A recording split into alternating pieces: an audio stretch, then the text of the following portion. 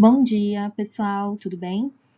Bom, hoje vou abordar com vocês os tipos de necrose que pode atingir o corpo de um animal, que são as necroses de coagulação, liquefação, caseosa, gordurosa e gangrenosa.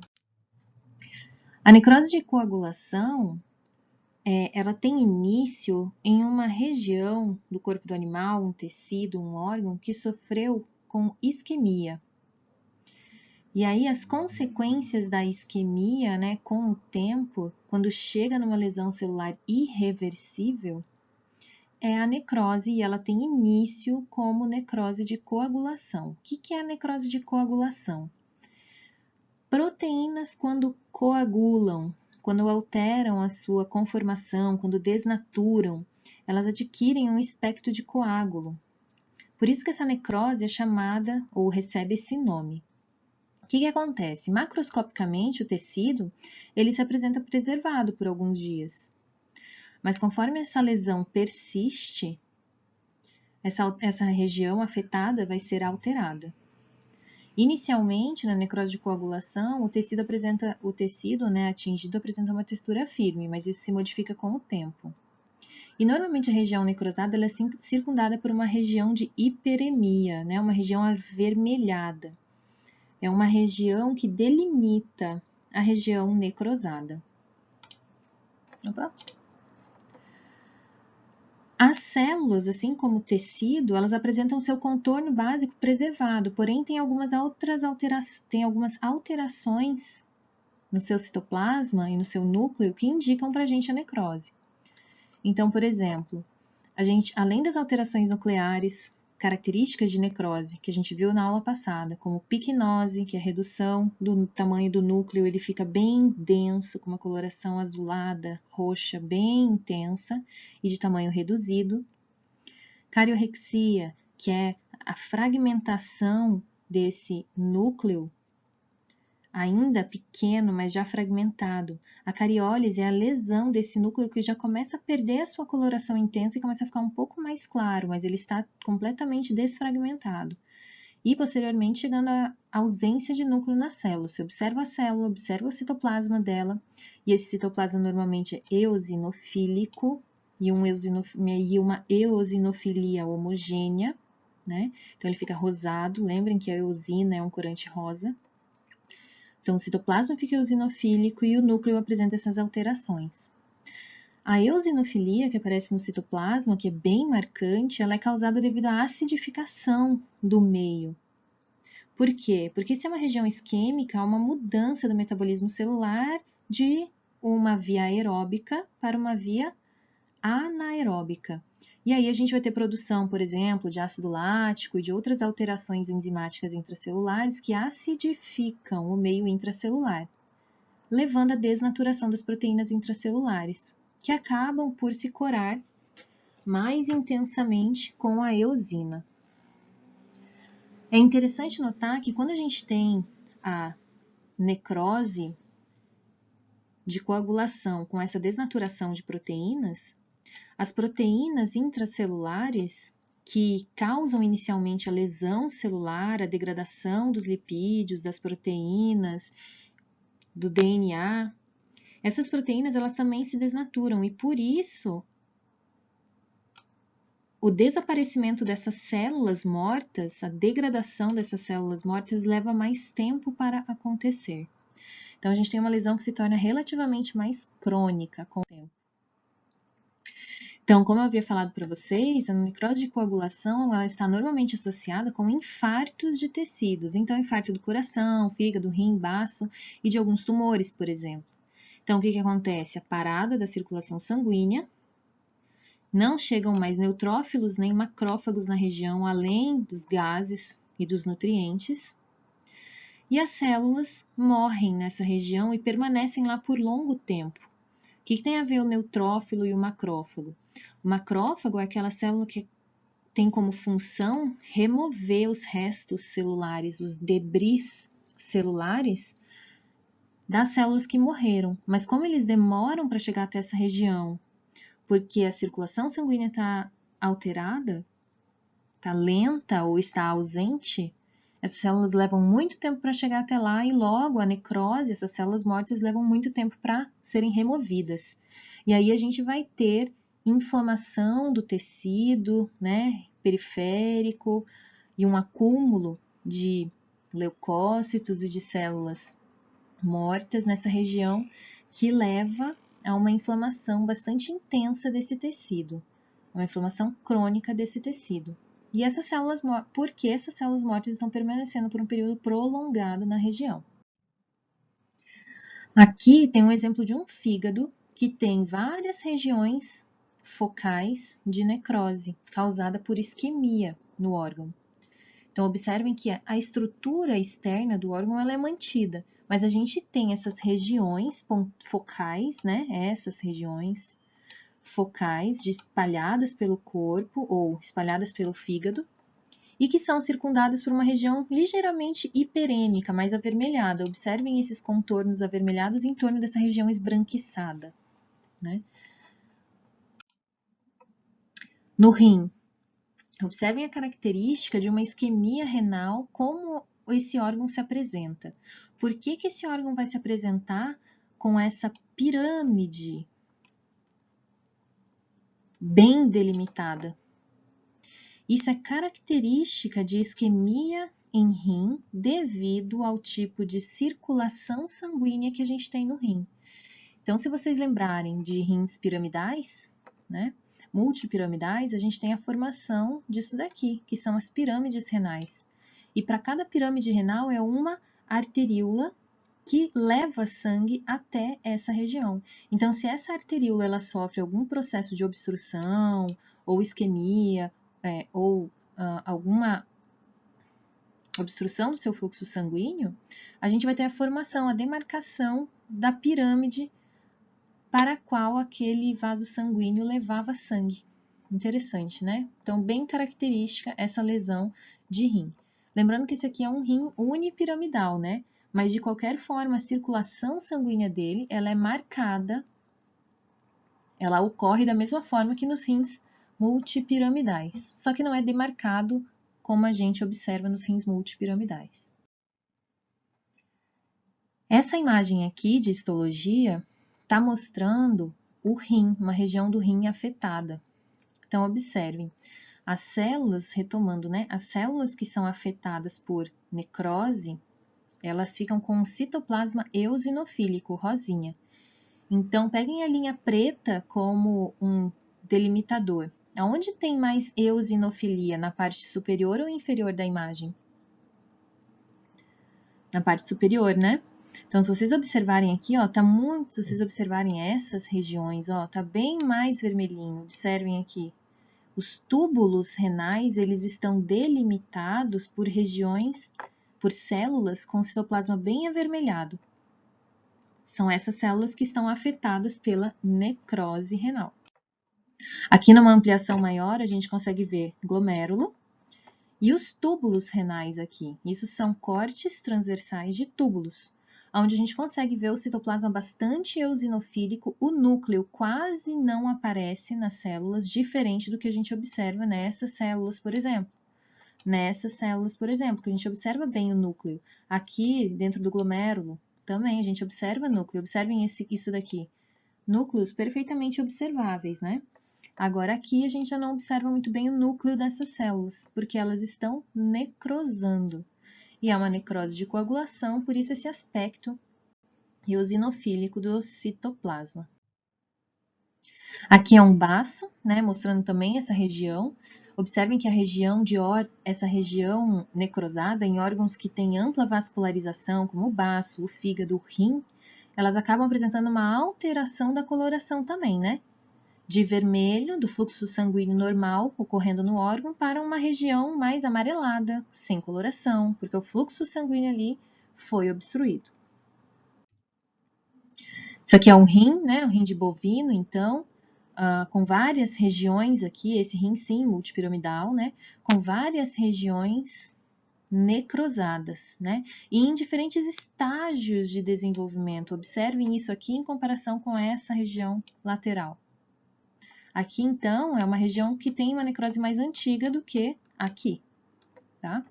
E aí do lado a histologia, então, mostrando as regiões de necrose dos túbulos renais com regiões não afetadas. Então, o segundo tipo de necrose é de liquefação. Liquefação é o quê? É liquefazer, né? Tornar líquido. Então, a necrose de coagulação, na maioria dos tecidos, ela pode se transformar ou ser transformada numa necrose de liquefação, dependendo do tempo que esse tecido está necrosado. Mas a necrose de liquefação ela é muito mais comumente observada no sistema nervoso central, por uma isquemia também, tá? Então, a hipóxia dessa região leva à dissolução neuronal através de enzimas próprias da célula, que são ativadas e acabam degradando as próprias proteínas celulares e o próprio tecido ao redor desses neurônios que estão sofrendo hipóxia e, por isso, ativação enzimática intracelular, que está danificando as enzimas, o DNA, as proteínas, os lipídios, os fosfolipídios de membrana plasmática da própria célula. Bom, porque o tecido nervoso ele tem pouco tecido conjuntivo, a gente acaba não tendo sustentação do tecido necrosado. E aí, esses restos celulares, os lipídios que são encontrados em altíssima concentração no tecido nervoso, né? Lembrando lá que esses neurônios, eles são muitas vezes recobertos, né, por bainha de mielina, então é um tecido riquíssimo em lipídios. Essas moléculas, né, e esses restos celulares se acumulando nesse tecido que não tem tecido conjuntivo para sustentá-lo, acaba por formar uma região com restos celulares que adquirem uma consistência mais líquida.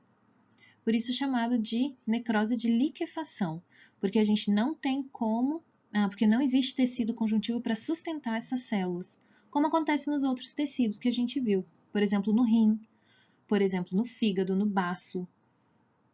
Tudo bem? Então, se a gente for olhar, em outros tecidos, antes disso, em outros tecidos, a necrose de liquefação ela pode estar associada com a formação de pus. Então, a gente tem infecção bacteriana associada com essa região de necrose, ou infecção fúngica, que leva ao acúmulo de leucócitos e essa secreção liquefeita que é o pus, formando então o que a gente chama de abscessos, né? Então, todos os tipos de abscessos que a gente encontra, abscesso vacinal, por exemplo, né, bastante comum, são causados, são um tipo de necrose de liquefação. Então, observem essa imagem do sistema nervoso central. Aqui a gente tem uma região alterada com uma necrose de liquefação. Da mesma forma, existe uma região hiperêmica que delimita a região necrosada. E esse interior aqui é uma coleção de debris celular, leucócitos e restos de células do sistema imunológico que estão na tentativa de remover essas células daqui. Lembrando que no sistema nervoso central, como a gente ainda tem barreira hematoencefálica, as células do sistema imunológico, para alcançar essas regiões, elas têm um pouco mais de dificuldade. Aqui mostrando o miocárdio. Então, bactérias, uma necrose de liquefação purulenta se formando no miocárdio, né? Então, nós temos bactérias aqui, um infiltrado de neutrófilos que estão aqui na tentativa de remover essas bactérias. Essa região, com certeza, já não tem mais células normais, essas células já foram destruídas por essas bactérias e por esses neutrófilos que ocupam essa região. E aqui ao redor a gente tem algumas células ainda com características normais de células cardíacas. Terceiro tipo é a necrose caseosa. A necrose caseosa é quando essa região necrosada ela já adquire uma consistência mais rígida, um pouco mais firme, que a gente chama de caseosa porque vem da caseína do leite, porque a região necrosada adquire um aspecto de queijo, uma textura de queijo, tá? Muito frequente, muito comum encontrar em infecções causadas por tuberculose. Então, nos pulmões, por exemplo, a gente vai encontrar esse tipo de lesão. que acontece nessa necrose? Ela é uma necrose crônica. Por exemplo, na tuberculose existem lipídios da bactéria presentes na parede celular dela que eles são resistentes à degradação. Isso leva a uma infecção e uma inflamação crônica da região, que com o tempo acaba desenvolvendo esse aspecto. E o desenvolvimento desse aspecto caseoso, mais rígido, é uma tentativa do organismo de isolar aquela região, evitar que aquelas bactérias, células, toxinas que estão naquela região se espalhem para outras regiões do corpo do animal. Então, altera a consistência disso para que aquilo fique firme, fique localizado, fique focal. Tanto é que normalmente existe uma cápsula externa que vai delimitar essa área necrosada. A aparência, então, ela é branca, da necrose de caseificação, caseosa, amarelada, com aspecto de queijo, como eu falei para vocês. E normalmente tem destruição da arquitetura tecidual. Então, perde-se o aspecto natural do tecido. Então, isso aqui, por exemplo, né, uma região de necrose caseosa, observem o aspecto, né, interno desses nódulos gigantes aqui, tá? Então, é um aspecto de queijo, realmente. E aí, observem que também está delimitado por uma cápsula de tecido fibroso. Essa cápsula e esse aspecto caseoso dessas regiões servem como estruturas para fixar essas regiões alteradas, essas bactérias, nessa região, impedindo que elas se espalhem para o corpo do animal. É interessante porque é uma forma do organismo se proteger dessa lesão que está acometendo a região, mas que ainda assim é tão intensa que pode comprometer órgãos que estão ao redor, como por exemplo aqui o pulmão, o esôfago, traqueia, que passam por essa região, além dos vasos sanguíneos. Aqui também é outro tecido apresentando então esse tipo de necrose caseosa, né? Que a gente consegue observar um aspecto bem diferenciado desse tecido, granulomatoso, né? Parece que tem grânulos ali. Aqui uma outra imagem, isso aqui é um linfonodo, né? Onde a gente consegue ver então várias regiões de áreas necrosadas com aspecto caseoso. E aqui na microscopia, né? Então, aqui nós temos várias células com núcleo piquinótico e também já núcleos em cariólise, né?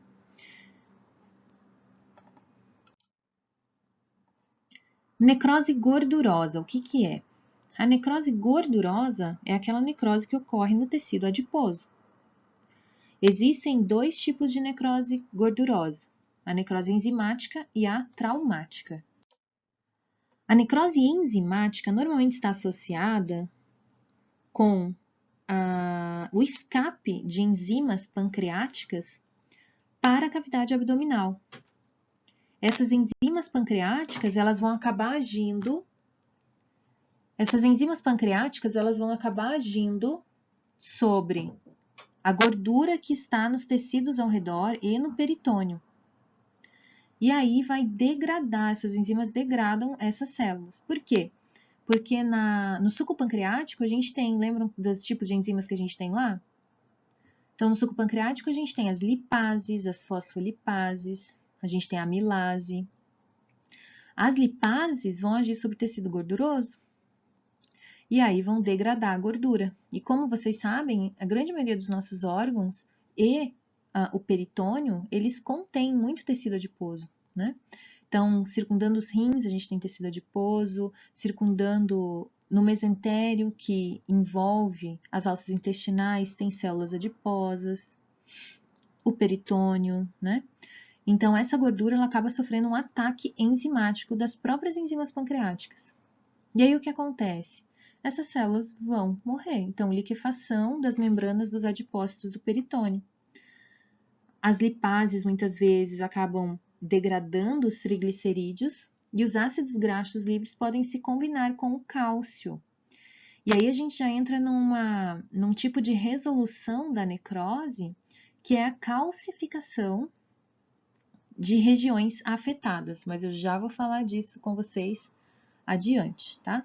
Então, necrose enzimática, basicamente, pâncreas liberando enzimas na cavidade abdominal e essas enzimas agindo sobre o tecido adiposo. E a necrose traumática do tecido adiposo, né? Que ocorre justamente quando o tecido adiposo é esmagado, né, comprimido. Quando que isso vai acontecer, por exemplo?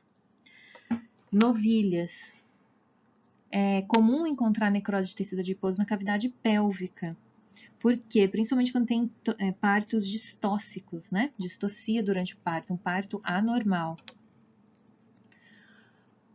Por compressão do decúbito, quando o animal fica muito tempo em decúbito external, ele acaba por comprimir tecido adiposo e músculos dessa região. Entremeado aos músculos, a gente tem também gordura. E aí, essa região subcutânea intramuscular, próxima ao externo, é afetada. Então, aqui algumas imagens, né, que mostram necrose de tecido adiposo. Então, cão com episódio de pancreatite. A gordura necrosada geralmente torna-se saponificada e macroscopicamente a lesão apresenta-se arenosa e esbranquiçada pálida, né? Então, uma grande região aqui do animal afetada, né? Do pâncreas do animal associado à alça intestinal aqui afetada, onde a gente vê, então, esse aspecto difuso da lesão química causada pelas enzimas sobre tecido adiposo, né? Então, aqui na imagem inferior, a gente tem pâncreas de cão com grande área de necrose gordurosa. Observem essas regiões aqui, ó, completamente desfigurada, com inflamação aguda e saponificação, essas áreas mais basofílicas. Como é tecido adiposo, né? Quando a gente faz essa lavagem do tecido adiposo, o preparo para a histologia, a gente acaba removendo a gordura. Mas aqui, ó, a gente observa uma região com coloração mais azulada, mais basofílica, que é a região de necrose do tecido adiposo. Necrose gangrenosa. Normalmente, ela é causada por uma isquemia ou por ação de micro-organismos, presente normalmente nas extremidades do animal. Existem a necrose do tipo seca. Existem 3 tipos de necrose gangrenosa: a seca, a úmida e a gasosa. A necrose seca, então, ocorre nas extremidades do animal, como por exemplo aqui nesse bovino, aqui nesse ruminante, está aparecendo na orelha dele. Então aparecem essas regiões com crostas de tecido seco, desidratado. Então é a área necrótica que perde água para o ambiente, ficando seca, retraída e com aspecto mumificado, que se chama. Normalmente nas extremidades do animal. Causas. O que leva a isso? O frio, que leva à vasoconstrição, que vai levar a esse aspecto. Ou toxinas, como por exemplo, o ergotismo, que atinge bovinos que se alimentam com centeio. Nesse centeio, ele pode vir contaminado com um fungo que produz uma toxina. Essa toxina leva a vasoconstrição periférica. E aí a gente tem esse aspecto no animal. A gangrena úmida, como que ela acontece? Normalmente a gangrena úmida, ela inicia com a região isquêmica, e aí a gente tem micro-organismos saprófitos se aproveitando dessa região que tem sua imunidade comprometida. O que são bactérias saprófitas? São bactérias que se alimentam de células mortas e digerem o tecido amolecendo esse tecido. Então é muito comum nas extremidades do corpo, nos membros do animal, pontas de orelha, de focinho, pulmões e alças intestinais. Então, existe uma afecção inicial dessas áreas, por isquemia, e aí, de alguma forma, essa bactéria saprófita chega até essa região. Se a gente está falando das extremidades do corpo, do animal que estão afetadas, a gente está falando de bactérias que estão no ambiente, que chegam até o corpo dele. Se a gente fala dos pulmões, essa bactéria chega através das vias respiratórias. Se a gente está falando das alças intestinais, a gente está falando da própria microbiota, que eventualmente tem alguma bactéria saprófita, e aí contamina a região isquêmica. Então, com o desenvolvimento dessa alteração, o tecido acaba ficando liquefeito pela ação de bactérias e de neutrófilos, que vão destruindo e desorganizando a estrutura tecidual. Então, gangrena úmida aqui nas extremidades dos animais, né? Então, na glândula mamária, no úbere. É bastante comum, se essa região não é tratada a tempo, a gente tem uma queda do tecido que está sobre a região afetada. E aí a gente vê lesões como essas que aparecem aqui nos pés ou nas mãos, né? Na extremidade dos membros de um bovino. Então, cai essa região necrosada e aí a gente tem a exposição de todo o tecido subcutâneo ou, enfim, do tecido adjacente a essa necrose. A gangrena gasosa, né? Ela é normalmente causada por bactérias também, da mesma forma que a gangrena úmida, só que aqui são bactérias anaeróbicas. E normalmente as Clostridium, então Clostridium perfringens, Septicon, que são bactérias ambientais, elas estão presentes no ambiente e elas são inoculadas no animal, no tecido do animal, no corpo, através de perfurações. Então, brigas entre cães, um cão mordeu o outro, fez uma perfuração, pode ter sido inoculada uma bactéria nessa perfuração. E se for uma Clostridium, a gente vai ter, se a gente faz, por exemplo, a sutura de uma região perfurada por mordida e essa bactéria está inoculada, a gente vai ter um ambiente propício à proliferação dessa bactéria. Eventualmente, essa bactéria consegue ocupar essa região e ela começa a se desenvolver, causando uma reação inflamatória extremamente grande. Essa região pode sofrer algum processo isquêmico, e aí a gente desenvolve essa bactéria, e aí ela começa a produzir gases. E esses gases ficam acumulados sobre, por exemplo, a pele do animal.